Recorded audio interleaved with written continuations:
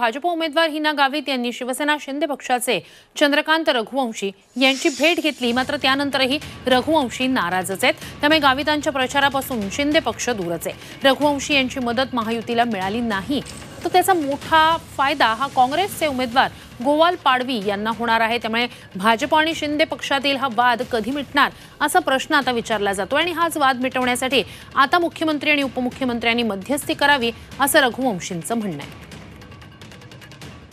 त्यांनी का म्हणून एवढे दिवस लावले इथं आमच्याकडे यायला किंवा आम्हाला भेटायला किंवा साधा फोन करायला 1.5 महिना त्यांना लागला। त्या जर पहिले आल्या असता तर कटुता एखाद्या वेळेला कमी झाली असती। जर आमचा संघर्ष काय आहे, आम्हाला काय त्रास आहे हे माझ्या गावित परिवारावर आणि गावित परिवाराचा माझ्यावर एखाद्या वेळेला विश्वास नसेल, पण तो कुठल्या तरी मोठ्या माणसाच्या समोर एकदा झाला तर मग भविष्यामध्ये कोण बदलतं, काय करतं, कोण काय करतंय हे सगळ्याचं कोणीतरी शहानिशा करणारा जबाबदार माणूस पाहिजे।